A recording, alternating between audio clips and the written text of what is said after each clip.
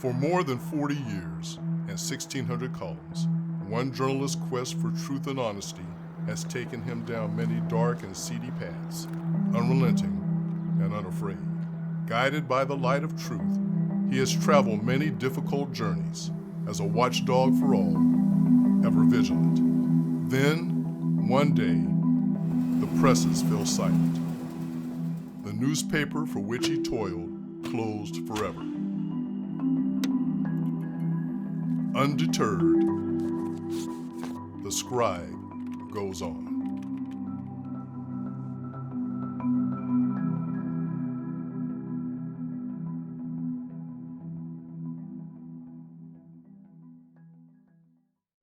Welcome to part 2 of the Scribbler Publishing Group's discussion of the future of newspapers in America in particular, and of the legitimate press in general.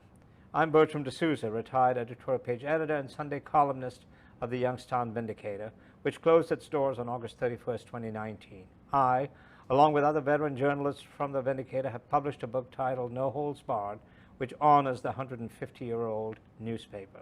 Ever since the closing, we have sought to understand why newspapers are closing in such disturbingly large numbers, and why the mainstream media is under such intense financial pressure. Part 1 of this podcast discussion featured Marty Barron, the retired executive editor of the Washington Post. The video can be found on our website, www.scribblergroup.com, on Facebook and other online platforms. In today's segment, we talk to Mark Sweetwood, the former managing editor of the Youngstown Vindicator, who is the local editor of Mahoning Matters, an online news entity. Joining me in the discussion with Mark about his transition from newsprint and ink to cyberspace is Robert McFerrin, the talented former art director of the Youngstown Vindicator, who now heads Triad Production Group, a division of 21 WFMJ-TV. Part 3 of our discussion about the future of the legitimate press will feature the founders of Post-Industrial Media of Pittsburgh. Well, we do appreciate you coming in for this discussion. The first part of this discussion about the future of newspapers and of what I've called the legitimate press featured Marty Barron, the retired executive editor of the Washington Post. It's on our website. Very good interview. And he sort of very insightful. Yeah. And so very honest. Very much so. So we thought that that ends here. I thought so. Honesty went out the window. But we thought that given his take on exactly what's going on at the Washington Post, and one of the things that struck me more than anything else is when he talked about how Jeff Bezos, the owner, one of the richest men, because we really don't know how many Russians are richer than him, because we'll never know, but who owns the Washington Post, is investing a lot of money, but most of that money, he said, is going to online digital. Yeah. And that has struck me. So we thought, Robert and I and Cindy thought that making this a 3-part, as part 2, we'd like to have you on to talk about your transition from paper and ink to digital, online, and what it is that you'll have done since the closing of the Vindicator and the starting of Mahoning Matters. But before we do that, give us a little sketch about you and your background and how you ended up in Youngstown. And then it was a bet I lost. No, it was. I celebrated my 39th year in this industry, which I graduated from Bradley University in 1982. So I've been knocking around, pushing 40 years doing this. And I grew up in an era where I read Mike Royko every day, and I read all of the great. I grew up in Ottawa, Illinois, which is situated like in between Peoria and Chicago. So we got media from both markets, but really, Chicago media was sort of the lightning rod, whether it was TV news, there was no local news, it was TV news. And I used to deliver the Chicago Daily News, which was the afternoon newspaper in Chicagoland that I delivered in Ottawa after school. And I always wanted to do newspapers. Newspapers are what I always wanted to do, always wanted to be.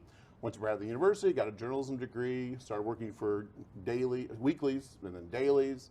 Was editor of a newspaper in upstate New York in the late 80s. Early 90s, I was an editor in suburban Chicago. Took a buyout from that company in the early 2000s, like many of us did in the industry as it started to decompress a little bit. And then ended up consulting a little bit and ended up as editor for a group of weeklies in Florida. And then Todd Franco, your close friend, had been named editor here. And he had actually sent me some resumes for managing editors, to help him cull through them. And I said, well, if the job pays X and I can sit in the middle of the newsroom and direct traffic and not have to worry about going to, dealing with HR and going to committee meetings, just be a pure, newsroom editor, I'll be your managing editor. And I did that till August 31st, 2019. How many years? It was like almost 12. 12. Yeah.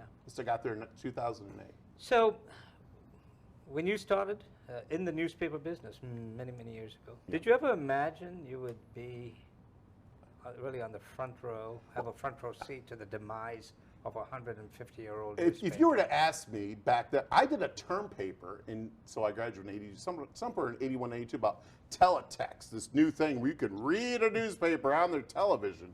And that was a term paper, so that's how far away from this as I think we were. But when I graduated in 82, this paper, a national newspaper started called USA Today, and they did one real bright thing. They came out in color. And that forced the industry to take a look back at itself and say, the world ain't black and white. The world's in color, and we're losing a lot of audiences to things like TV and other things. TV had gone to, away from film and was embracing videotape and the like.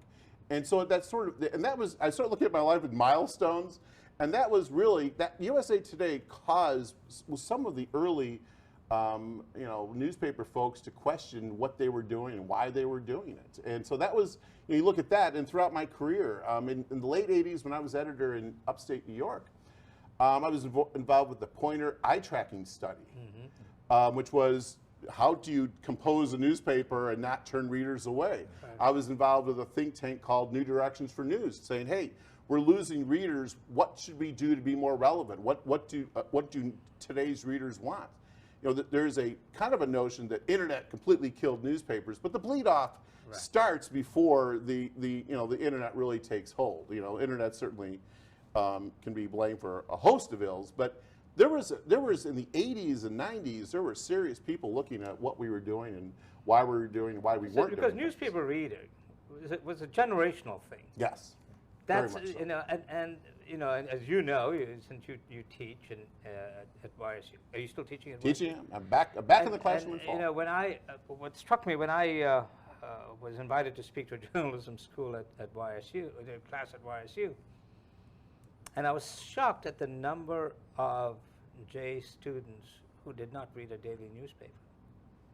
And no apologies. I mean, they held up their telephones and they said, "Here's where we get our news." And I said, "What sites?" Yeah. And they said, "Oh, we share stuff, and somebody will send me something." Wherever it comes from. And I went. News is expected to be pushed to you today. Exactly. I don't need to go find it. Yeah. Well, it's that. You talk generational. That is the perfect word because when I grew up, we had 2 morning papers and 2 afternoon papers. Right. We ate as a family and discussed the news. And look how much of that doesn't even. And in fact, when I started, we had 5 editions at the Vindicator.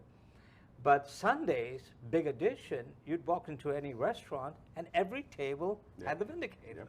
Yeah. And they would, they'd be reading, and somebody around would read my column and there'd be comments, but people were actually passing around sections. And they were big. They were. Yeah. We used to deliver just on the east side of Ottawa, Illinois, the Sunday. They broke out the routes. It was a Sunday only route, and we did all the Chicago Tribunes and all of the Chicago Sun-Times for the east side of our town. And we would fill the trunk up. Yeah. And they're big honking papers, and we had maybe 150, 160, whatever, which is a fair amount of papers. We'd have to make 2 trips because they wouldn't all fit in the car. I mean, these were the cars in that era, big boat cars, big boat trunks. And of course, the huge paper is always the Thanksgiving. Yeah. Oh, God. Yeah. Oh, my God. People used to complain of back pains after they delivered those papers. The carriers did. And okay, so you're there. The Vindicator shuts its doors. The announcement prior to the shutdown sent shockwaves. We're almost 2 years. June 28th. And sort of a lot of people, younger people, were able to find things to do and go on, and some stayed in the business, others didn't. Older people like myself retired permanently, but we didn't. But you retired but didn't leave. But you made the transition from newspapers to an entity called Mahoning Matters. Right. And you are now the local editor of Mahoning Matters. Tell us what Mahoning Matters is. Tell us about your transition, the differences, the similarities, and the differences. And then we'll sort of talk about digital Sure. news. So Mahoning Matters was an outgrowth of a project that Google and McClatchy came up with in 2019. And the idea was, there are a lot of declining newsrooms, but they're stuck to models where they have a press and they have all these other, operational things. What if we created a series of pop-up newsrooms? And it wasn't just in the U.S. It was in Great Britain. We have Canada. South America. Right. I've met Matters people in a couple of continents by this point. And so the idea was, let's start 3 in the U.S. And they hired Mandy Jenkins, a Kent alum who's been involved with lots of digital startups. And she was literally trying to find a place to start when Mark made the announcement in June of 2019 that the Vindicator was closing. And she said, hey, that might be a good place to set up shop. And I think it was sold probably incorrectly. It was kind of sold as we're afraid of it being a news desert. I was about to say, I'm glad you blamed her for that. No. By the way, that a lot of stories that were written about Mahoning Matters I think some suggested that you were also of the opinion that the closing of the Vindicator was creating a news desert. But I think the better term would have been journalism desert. I think that's a fairer term. Or a comprehensive news desert, because that's what the Vindicator was. Right. Well, and we'll get to that in a second, because that's a very valid point. But I think journalism does. I think the concern was, will there still be room for a long form story like Jess Harden wrote today, taking a completely different view of the of unemployment, not following the state's narrative that a bunch of lazy people refuse to go back to work. And she looked at it deeply, and who's going to make those sort of deep dives into things?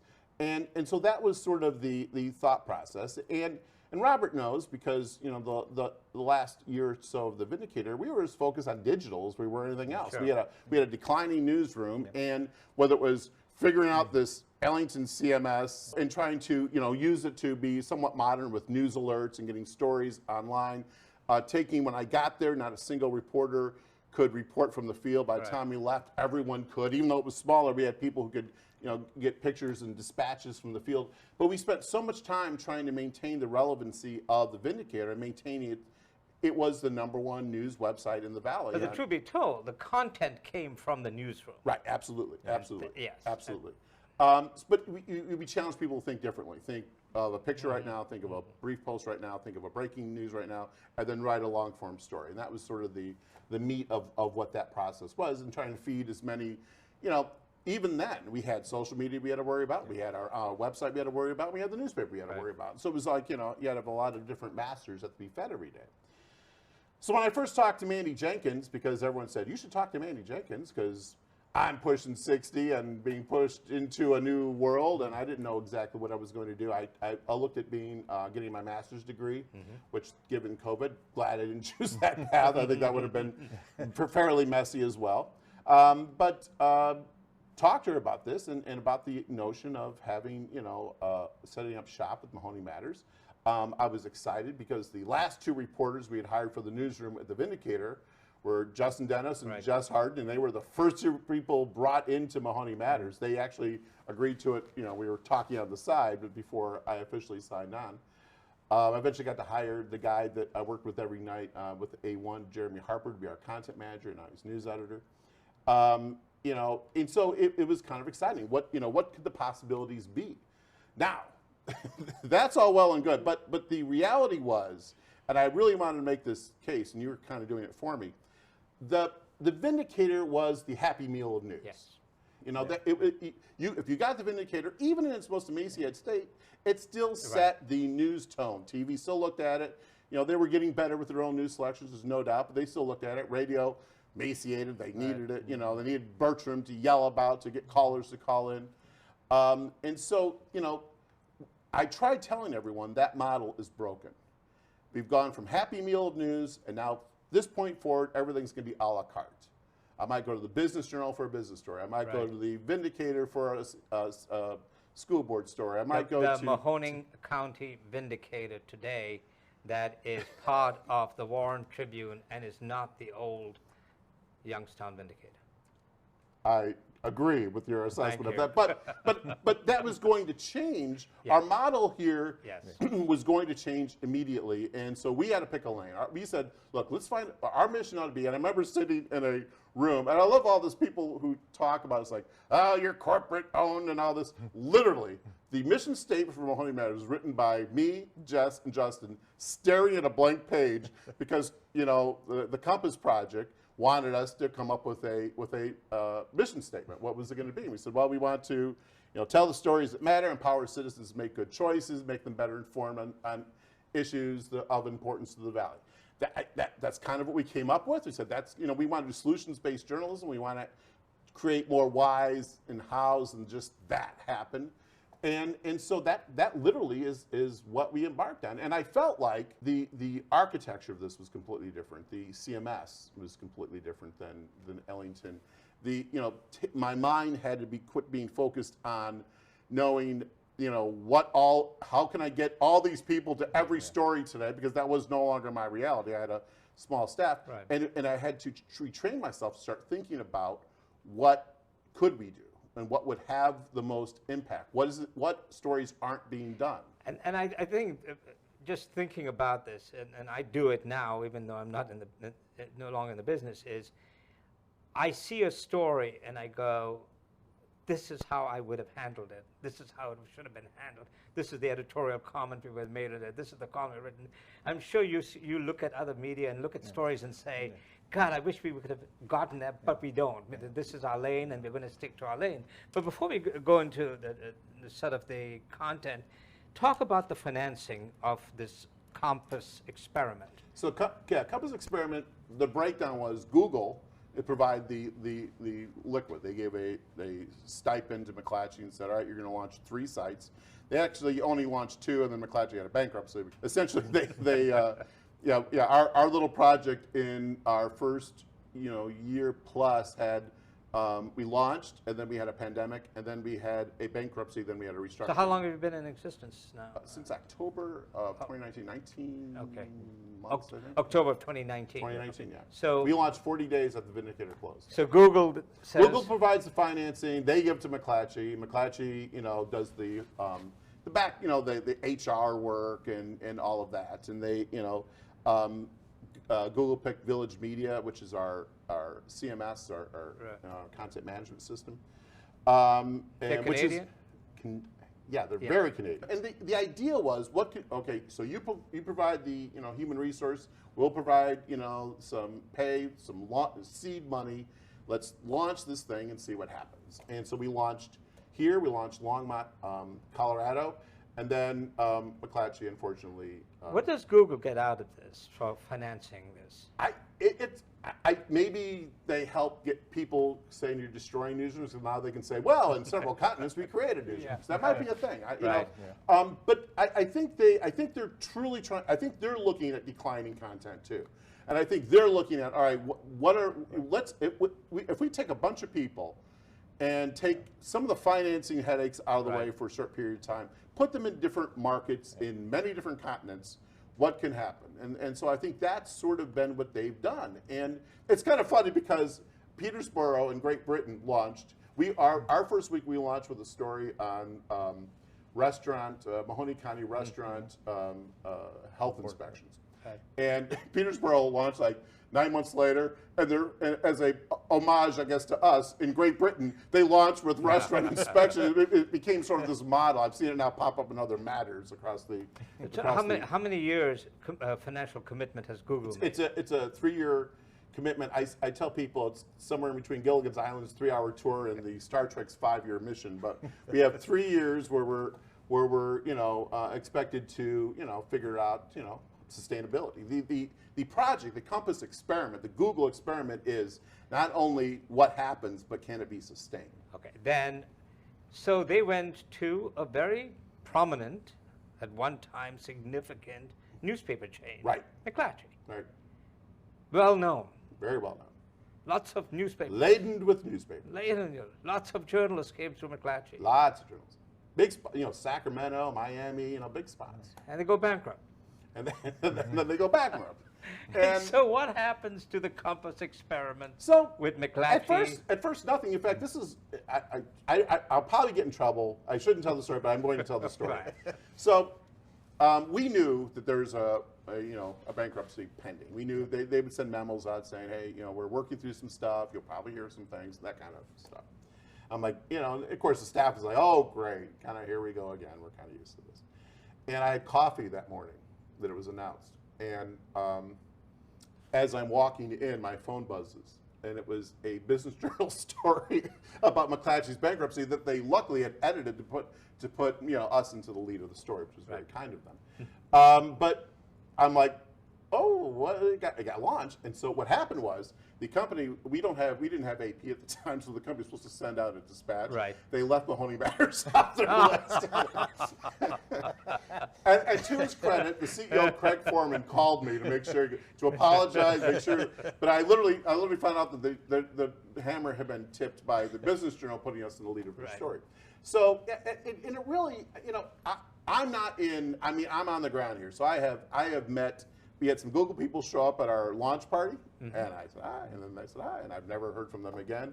I get, McClatchy, especially when we still had the Compass structure before it was restructured, I heard, obviously I don't even get press releases about my own existence from them, so.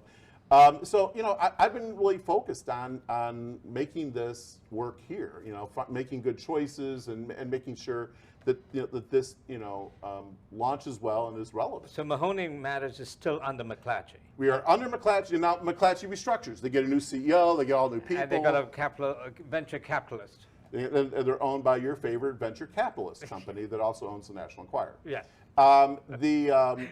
But then they restructure because part of the deal was you had to, eliminate some strata, and part of what happened in the restructuring was I lost the initial team that had created the Compass team left us. So Manny Jenkins and Emily Dressler and that team sort of left, and I was like, oh my God, Shay Totten, everyone's gone. And so they kind of gave me a heads up on that. This is happening, but it doesn't mean we're ending. You're fine. Your staff is fine. You're now going to be fully into the McClatchy mold, and now I have Eric Nelson, who's the editor. He used to be the Kansas City Star. Yes, the Kansas City Star, and he is now He's now the Mandy of our organization. Okay. So, and now we're fully embedded into the organization. So. As far as I'm getting all of the memos now, which is pretty very exciting. good. That's very good. Yeah, and I saw something from him as the editor, and then you as the local editor, or whatever. Yeah, the titles are. McClatchy does a spring sort of. They try to get subscribers of newspapers. We're just looking for contributors. But in creating Mahoning Matters, in creating all of these new news platforms that are not paper and ink. As you said, you cannot be a newspaper like the Vindicator was. Sure, no one. So you're trying to find a niche. Right. Okay. Do you believe you have found that in Mahoning Matters? Do you believe that Mahoning Matters in the Mahoning Valley is filling some kind of void? And there's a reason for me asking that question, because in my 40 years at the Vindicator, the one thing I was most proud of was the fact that a family-owned newspaper had a very unwavering commitment to rooting out crime and corruption in this region. So much so that when they were threatened with loss of advertising by very prominent people because of stuff we were publishing editorially and in my columns and whatever, they basically said no. They said, this is who we are. This is our role. We are the watchdog of the region. And we will continue to be that to the very end, and we were. That I don't think has been picked up by anyone. in far bits as and pieces. Bits and pieces, yeah. exactly. You know, not last time, but one time I reached out to Mark Brown, was we were mired in a lawsuit against the state, against the Ohio Department of Health. And this is the good thing about being connected with McClatchy. You know, Mandy called them. They found us a great lawyer from a firm you might be familiar with called Baker Hostetler. And we were ticked off because we wanted, early into the pandemic, we wanted to have zip code breakdowns by the county. And we wanted to have zip code breakdowns for Mahoning, Trumbull, Columbiana County. And the state told us no. Then they went through a bunch of, when the state tells you no, they make up all the, it's too difficult to get, we're not sure we have that, we're not sure it's public information, what about HIPAA, all the stupid, machinations of government. So a couple weeks later, the governor goes on the air and he starts giving zip code breakdowns of all these counties that are in trouble. And I went, bunch of words I'm not going to say on the podcast. But I said, no. So I got on the phone and I called ODH and said, we're hitting you with our FOIA tomorrow. We want a response right now. There's no such leeway for information to not be public, but the governor can have it, but you can't. I said, we're done. We're done. So we ended up calling McClatchy and said, I think we're going to need a lawyer. We ended up doing mediation with them. We had a magistrate. It was some really good knockdown, drag-out sessions, and you've been on those. You know how much fun those can be. And they finally acquiesced. But they dragged it out, and it was this, all right, we'll give it to you tomorrow. Then they sent out a self-serving press release about, we are now opening up the portal for zip code breakdowns. But they really had no choice because we had said, we're done with the mediation. Either you solve this today or we're in court because that's the way this is going to go. And they acquiesced. I mean, it's that kind of stuff. When in Canfield, when the police chief was being accused of having some sort of, dalliance with a member of his staff. We were asking questions, and we did what journalists do. You pull the personnel file, and you see what's in there. And the city, manager pulled Justin Dennis aside and said, "Look, come on, what are you guys after? Are you trying to ruin this guy's life? Come on." And that, as you may know from Vindicator days, if you want to set me off, that'll set me off. So we ended up getting the personnel file and discovered that he was also, during the time of this alleged whatever it was, he was also the HR director for the city. And why do you have HR directors? To make sure this kind of stuff is policed in some way, pun intended. I think that's what we can provide. I think we can provide a different metric, a different look at things, a different sensibility of news stories. It's like Jess's story today. I've seen untold from across the state people repeating the mantra that people are too lazy, they're sucking up the unemployment, they're not coming back to work, without any other kind of context, because they're quoting the governor or the lieutenant governor. And a lot of times what you can do is you can provide that extra context. You can talk to people and tell their stories and be that other voice. And it doesn't mean being the complete watchdog of the valley. But central to my premise, in September of 2019, before we even launched, the library hosted a media panel that I was on. Brenda from the Tribune, Vindy was on, Sheila from WFMJ was on, Mitch from WKBN, Mike Montero from Business Journal. We're on a media panel, and I brought up the craziest idea. I said, look, the idea of mutually assured destruction of media in the valley has to end. Either we hang together, we're all going to hang separately. There has to be more collaboration because the Vindicator closed. It was the one-stop shop. It's gone. No one single entity, is going to be able to replace that. We should be more collaborative. We should ensure that, and I brought up this crazy idea. I said, how about this? In a month, we're all going to do trick-or-treat schedules. It's this tiny little thing, but Robert knows this. It takes insane amounts of time, and whether you have a clerk do it or a reporter do it, someone's got to do someone's got to do it. And I said, why don't we have one of us do the list, share it with everyone, and then all the other entities get to spend that time doing actual news stories. Wouldn't that be? And then we can rotate. You get the 4th of July schedule. You get the Christmas. There are ways of doing this where we could be collaborative, and then use time to give readers what they really, really want, because people want this stuff. But they also want other kind of news.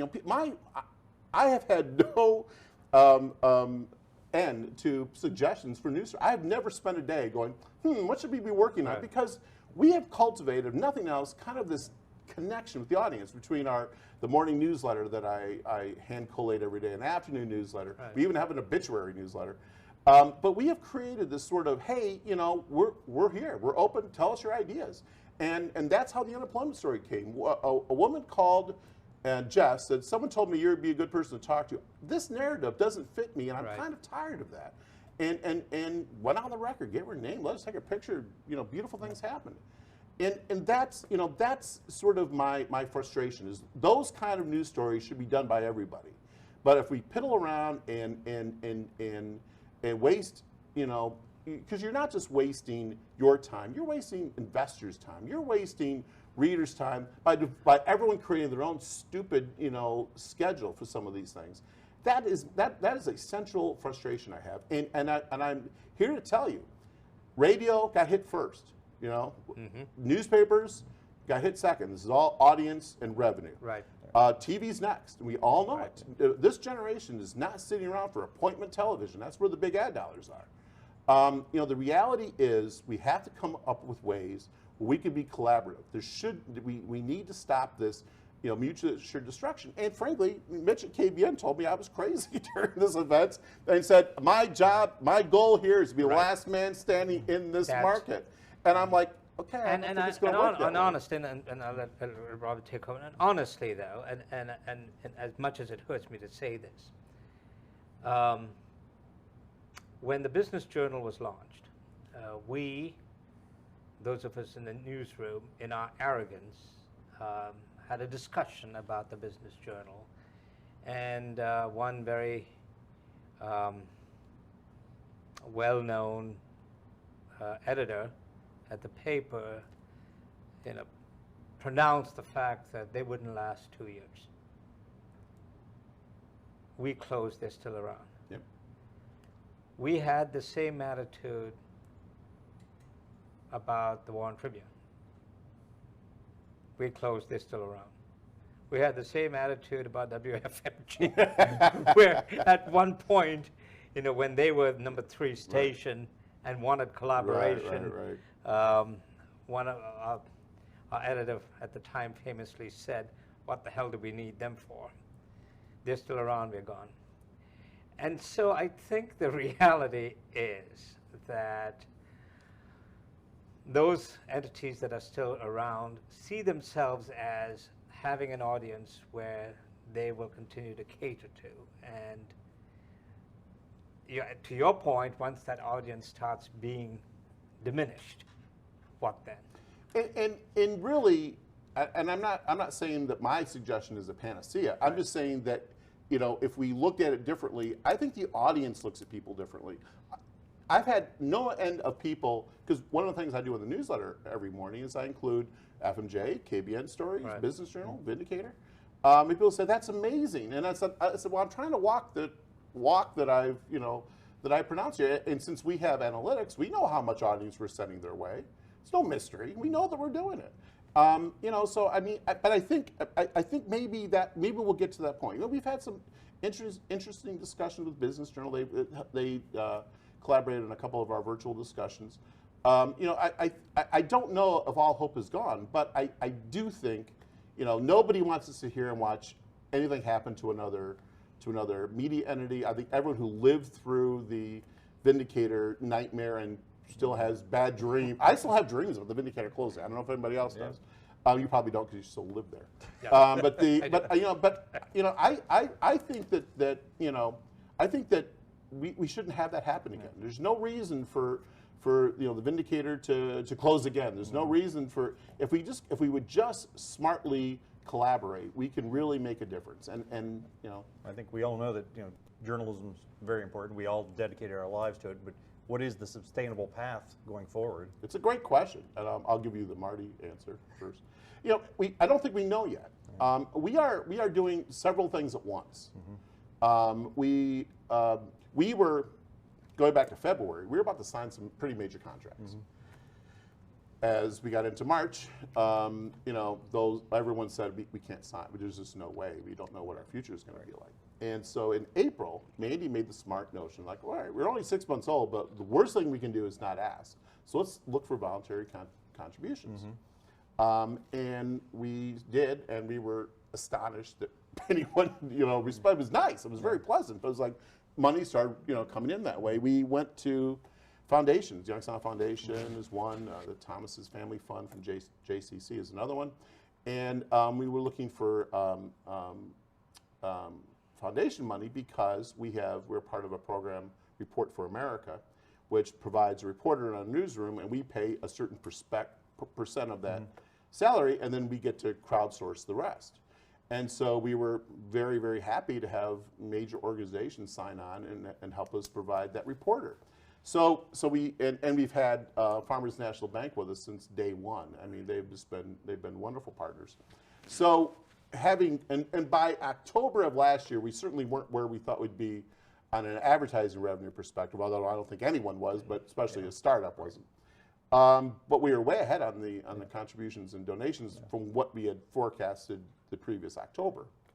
So by doing that, I think we sort of set this multi-phased sort of, find people where they are and see how they can give money.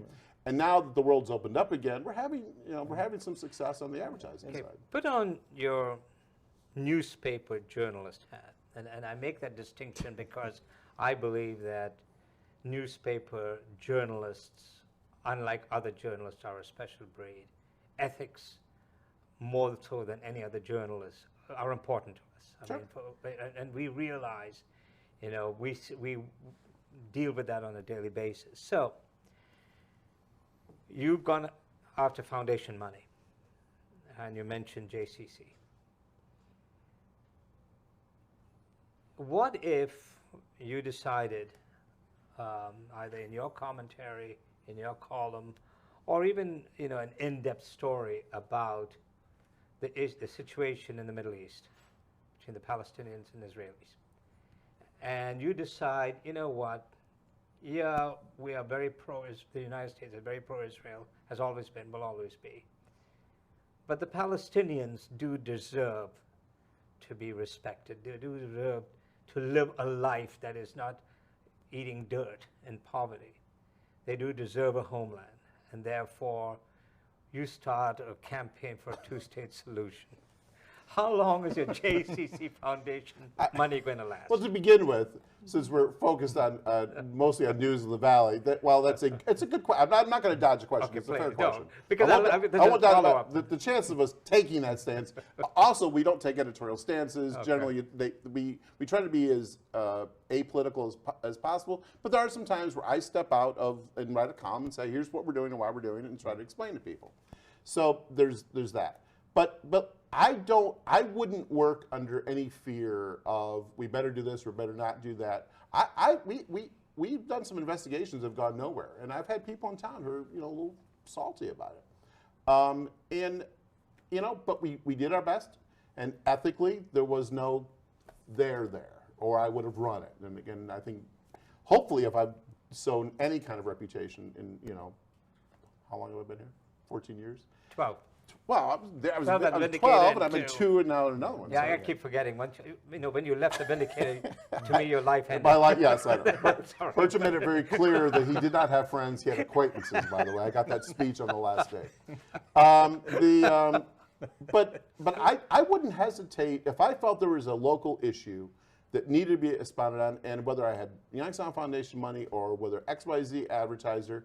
I would not feel compelled to look at that any differently, and that might be to our ruination because ultimately you want to be sustainable. Right. But I don't know that I think you're right. I don't think you can let that sort of information color your view. Ultimately, the only connection we have is with our audience, and I don't think I'm looking. I think I mentioned today's Wednesday. I write these columns often in advance of my little intros in the newsletter. But we're coming off May. I think it was this morning. We came off May. It was our most highly trafficked month in our history. Which beat April. April was our most highly trafficked month. And you have to go back to October to find, in November during the election, to find months that were similar to that. The pandemic helped news organizations because people needed credible news. I have to be able. We've come off the what is real news and the whole. So I think the pandemic actually while it hurt us financially, it brought people back to, I need real news and get Well, real especially information. if you look at that bubble from March, April, May, June, I think that's the bubble that most media of 2020 saw something happen. Yes. Because people were literally trapped in their homes and trying to figure what's going on. And we saw, well, we had nothing to compare from previous year because we didn't exist in 2019. But now we're beating those numbers, and we're beating them soundly. And I think that, to me, is an audience at least embracing our credibility. And I used to say this all the time. I've said this line at every newspaper I worked at, Vindicator included. I'm not going to do it. People used to do that whole thing about, you just put that headline to sell newspaper. This is my favorite myth of the newspaper industry. Here's the reality of the newspaper industry. 90% of those papers are sold before we turn the press on. You wouldn't create a headline to enamor the 10% and risk the 90%. It's bad business, number one, but nobody would work that way. But really that same sort of ideology goes into this work here. I'm not going to do something here and put what we've spent a year and a half building to risk. And so if we have to upset our partners, if they choose to not fund us because of that, that's a choice they have to make. Hopefully, though, the reason they're funding us is not for a viewpoint. Hopefully what they're funding us for is for journalism to continue to exist in some form in the Valley. That's really what we're selling.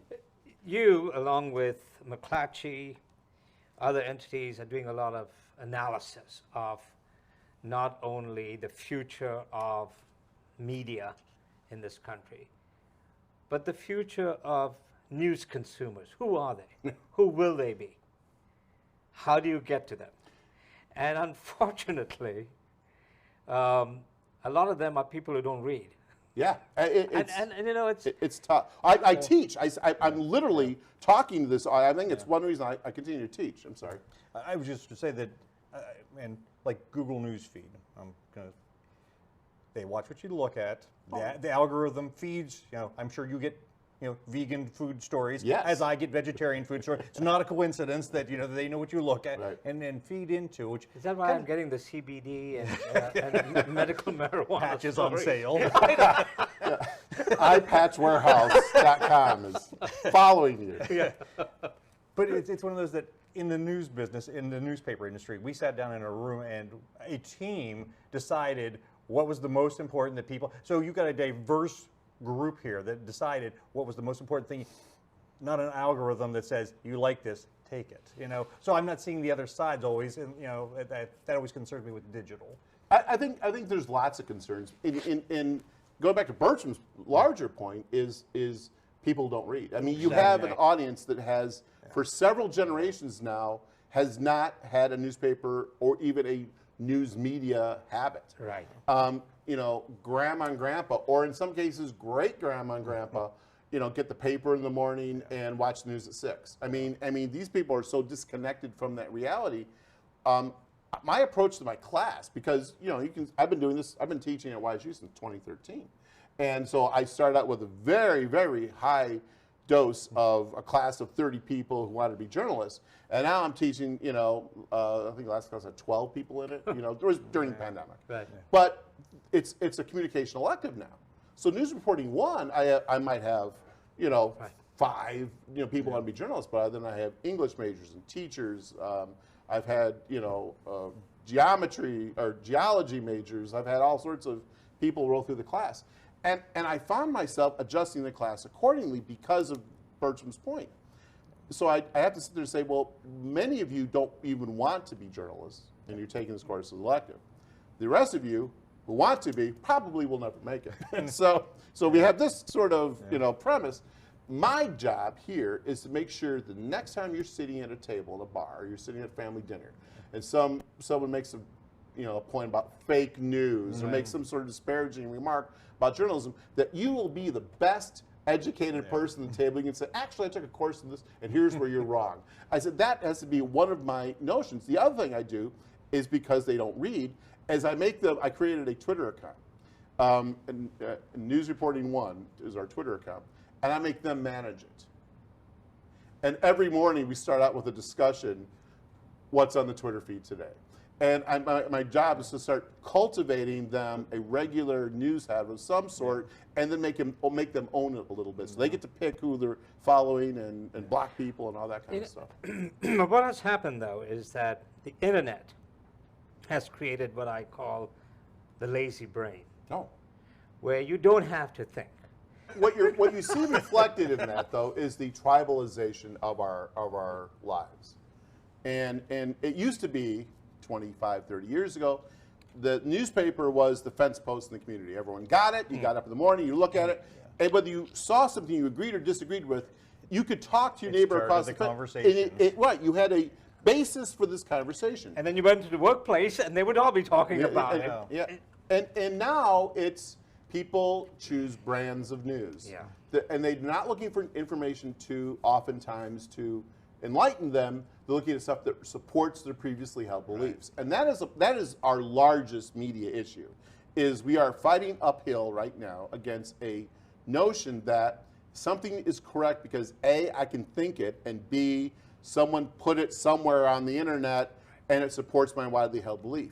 And that is our largest challenge. I mean, our sustainability is certainly a challenge, but I think the larger issue is trying to convert people away from this notion that anything is reality and anything is news, because a very small percentage of some of the stuff people are sharing out there on social media is news.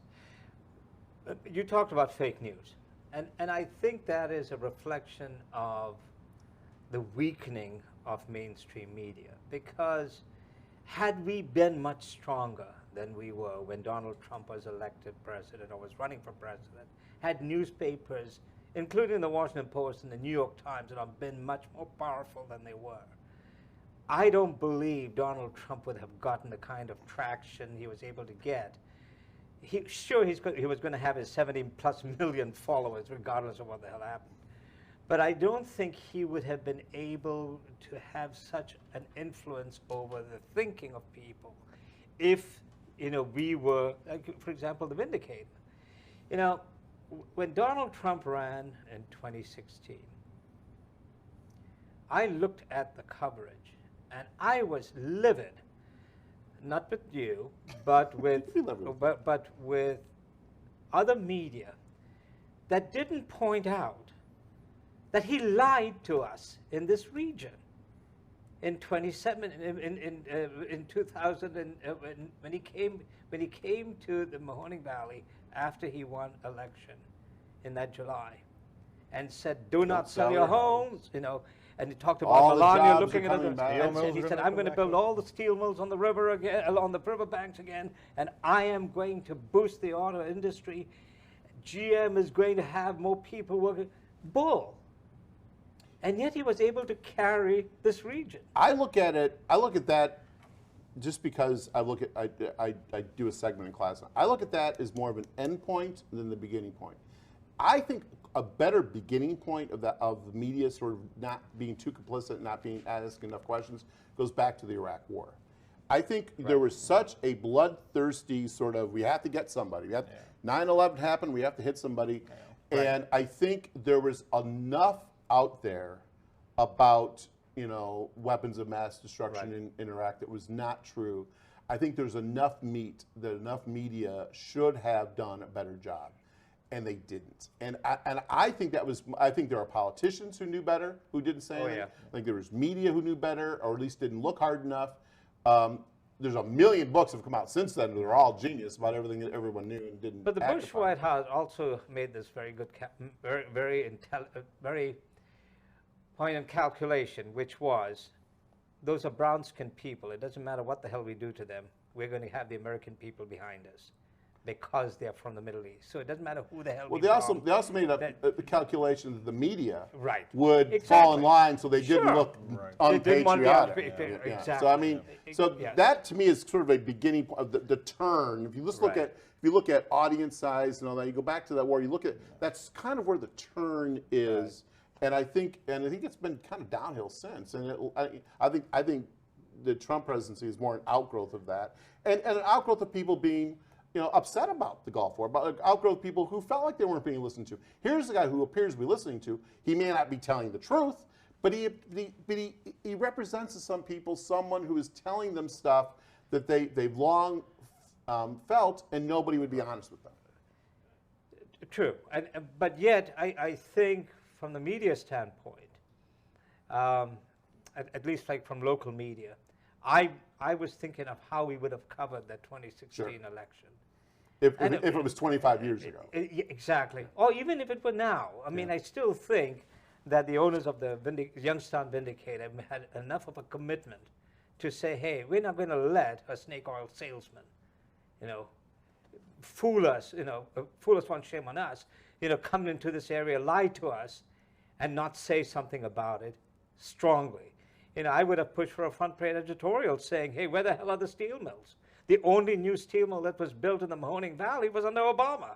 It's Valorec, and sort of, and the only new cars that were built at GM were under Obama after he saved GM and Chrysler. I mean, the GM closed under Donald Trump's presidency, Lordstown. But that is what after lying to your face. Absolutely. But that's what sort of I think disturbs me is that so there is not and this is I'm not trying to demean what you're doing, but I don't think that kind of newspapering or that kind of news coverage is ever going to exist again. It would be hard because nobody has audience size. Right, I mean that really is. You go back to the Vindicator pre-2019. Right. Number one digital website plus a print. Exactly. At one point, I remember we launched Twitter because we made it automatically tweet out our breaking news stories. That we were number one in Ohio. We were beating Cleveland on Twitter when it wasn't like that at the end, but at one point we were.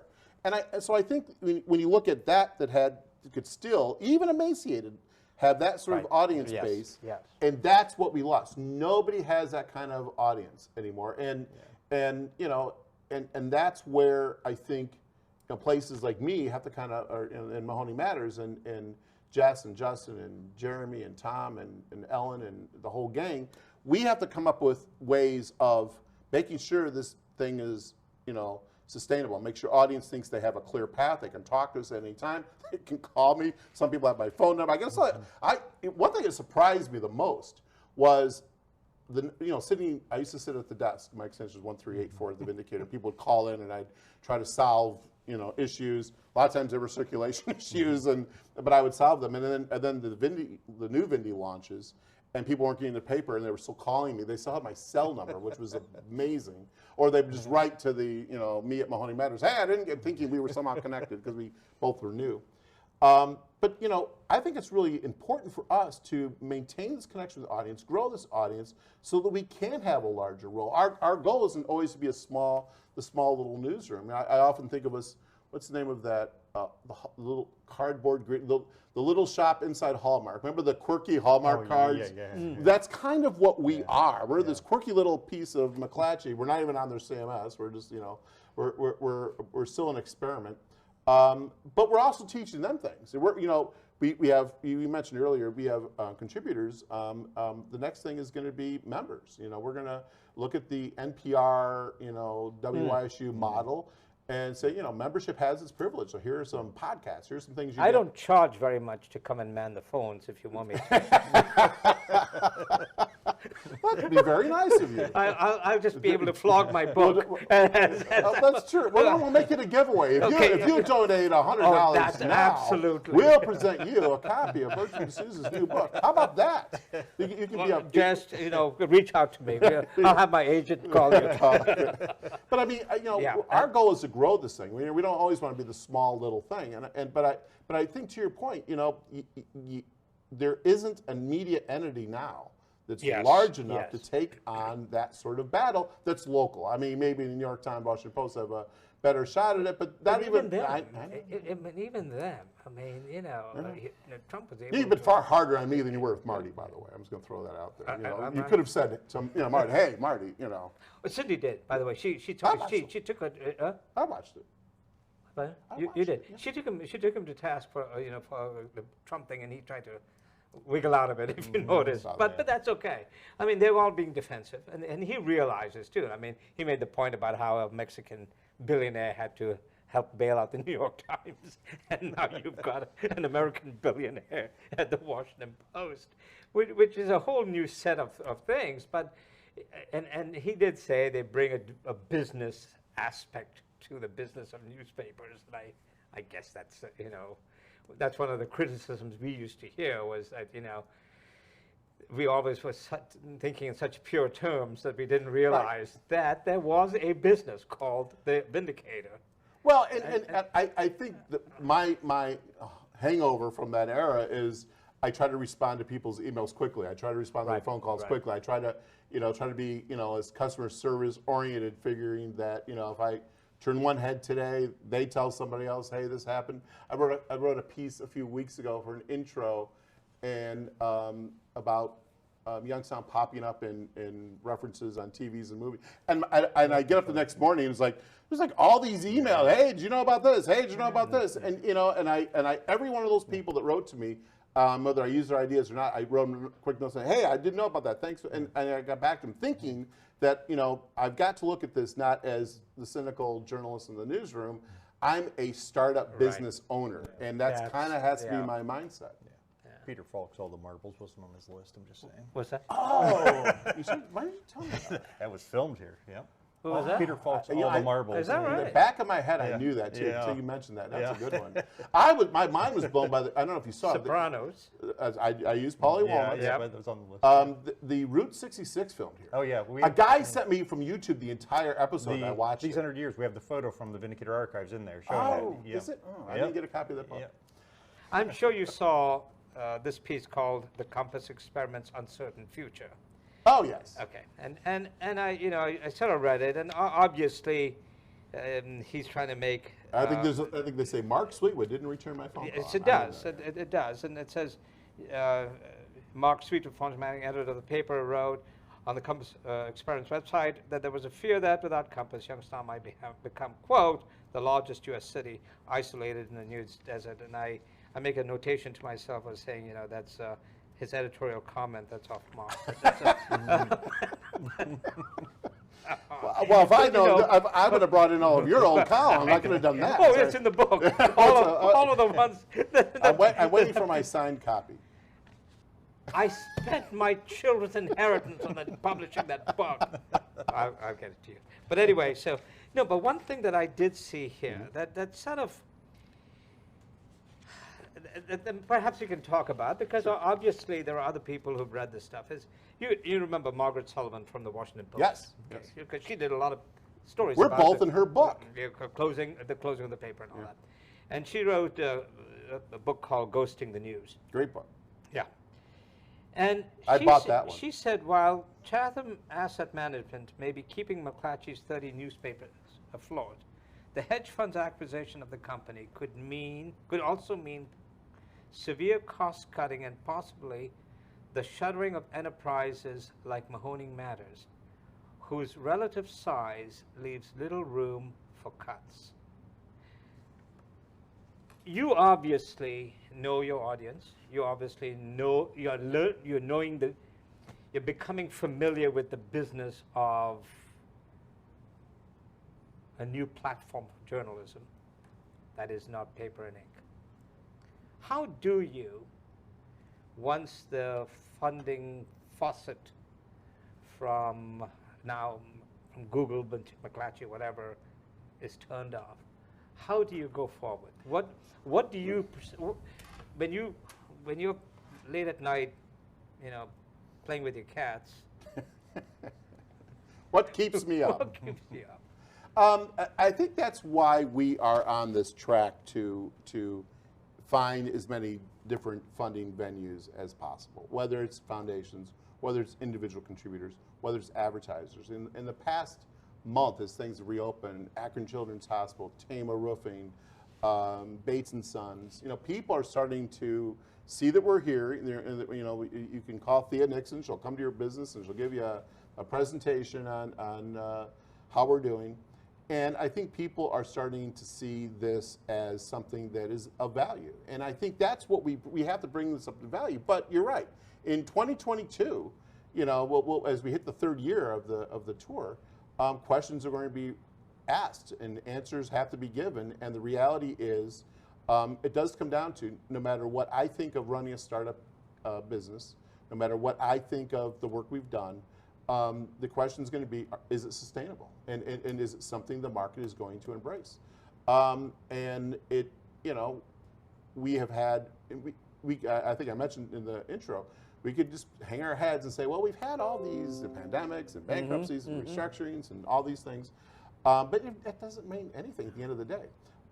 To have gone through all of that and now posting our most trafficked months ever, I think that's pretty exciting. I think I look at, and you can, I know WFMJ uses Social Rank, the app, to kind of look at what, you know, what media is doing on the social end of things. When you look at Alexa.com, which is a traffic aggregator that people can look at to see what, you know, what media is on top and who's on the bottom.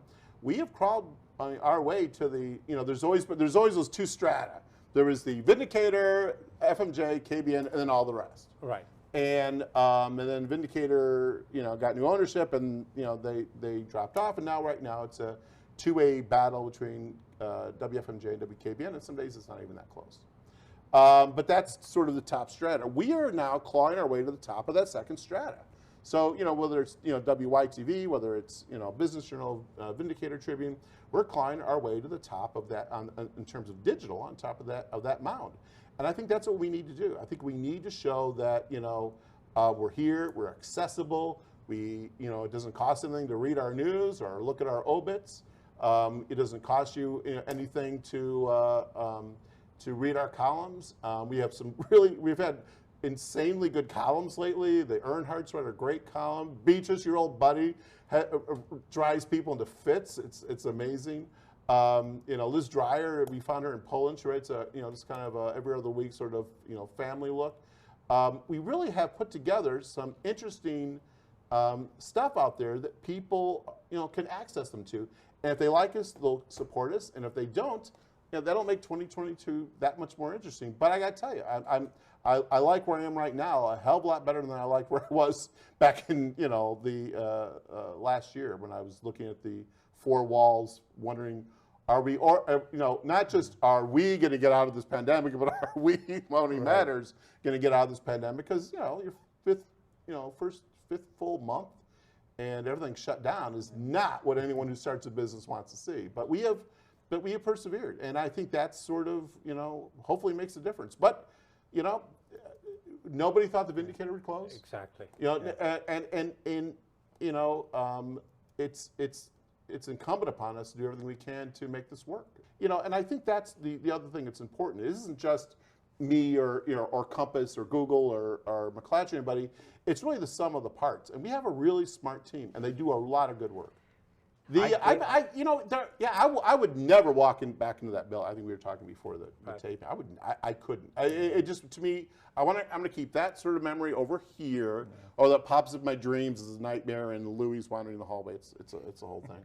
But yeah, I mean, you miss that big team, you know, approach. I mean, even when we were emaciated, we were bigger than everybody else. Absolutely. And I think, you know, and that's, you know, so we've got a small team. We're doing the best a small team can do. I think the Trib Vindy folks, I mean, they only hired 4 or 5 from they're doing the best that they can do. I mean, everyone's doing, you know, that the legacy of that has to live on in many different truths. And I think that's because, you know, the place wasn't just a place people went to work. I think it was a place where people did stuff that we thought was important.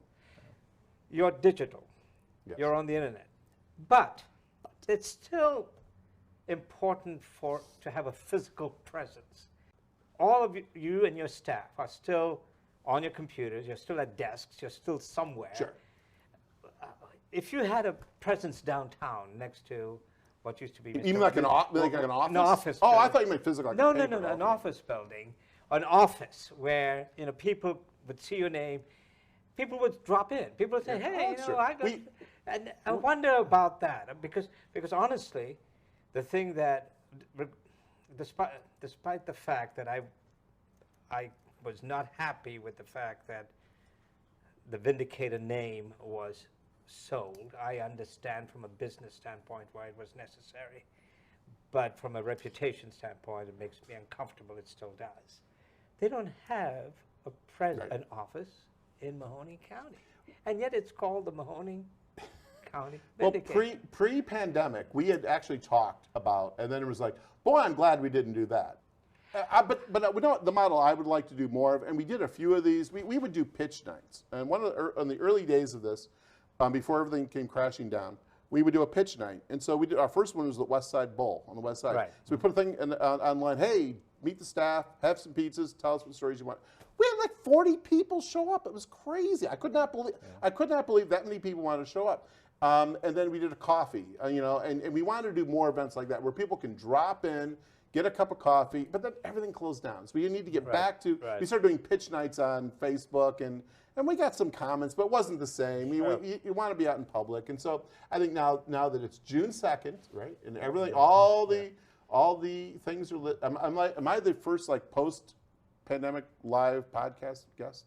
Live, yes. Well, we The other did ones- the mayor debate here. We did Oh, mayor, the mayor we did debate, mayor. You are the first, other than the mayor candidates for Democratic nomination for mayor, which was fun. It really did. And Robert and his team are great in, in producing this. Definitely saw that one. Right. And in what we did, we kind of took it from, there were all these little debates.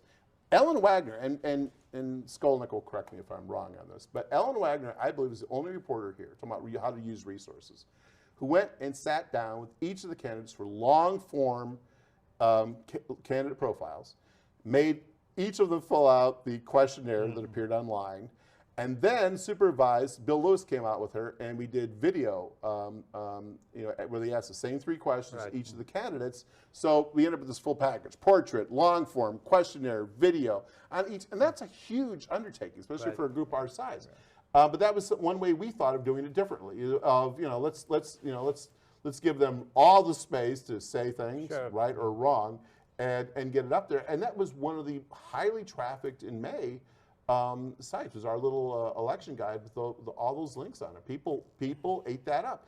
And so every now and then you have to kind of pick your mark. And where can we have an impact? Where can we do something that no one else is doing? In a way, it's been sad because the 3 of us sitting at a table talking Oh, about I thought about the conversation. talking about the old days. Sure. The Youngstown Vindicator was special in a lot of ways, but I think we all agree it was special because of the owner's commitment to news, to sort of dig deep, to maintaining the kind of presence that we've always had in the community. And it's a shame. And I'm still getting, people are still doing documentaries about the closing. Oh, because it's I did an interview a couple months ago with a Japanese outlet in Washington, D.C. Right, have a bureau there, and did a long-form interview. I've been interviewed in several countries at this point. I'm kind of like, I get to the point where I've been turning a couple down because I don't know how much you can say, but you can hear everything ramping back up again for the 2nd anniversary, and people are going to be writing wonderful little stories like this about us. And Thank you for showing up. thank you for having us. Well, it was fun. We'll probably do this again. Some other issues if there is something, and as Robert and We I can have collaborate. yes, and if there is something that that's something you're working on, and you'd like to, appear on Scribbler Group and other Facebook platforms to talk about with us, give Robert a call. Same with us. No, absolutely. We're always looking for fun stuff. We can do, and We'll be launching a podcast later this year, so Are you? pretty excited. Oh, good. Yeah, Post Industrial in Pittsburgh, Kim and Carmen, they're doing all kinds of stuff. They do newsletters, podcasts, and all of that, and they use all kinds of national platforms for their podcasts. They're also doing a documentary on the Rust Belt, Nice. coming back, and Carmen and a guy from a reporter from Rolling Stone, who was a foreign correspondent, spent a lot of time in Africa and India and all of that. They're riding motorbikes through the Rust Belt and talking to people and filming, and they got a film crew in a van following them and shooting, and it's just interesting They stuff. seem better capitalized than certain people. Well, see, but that's the interesting thing is they sell advertising. Right. Yeah. Well, we're getting there. We'll be there. But I think we're starting to look at the next phase of our expansion of things that are like members, privileges type events and doing things that we want to keep our site free and open, but we also want to make sure that people who donate to us, find some extra value to that. And I think podcasts and things like that are up that alley. Again, thanks. It was wonderful. We'll talk again. Good seeing both of you. Good seeing you too.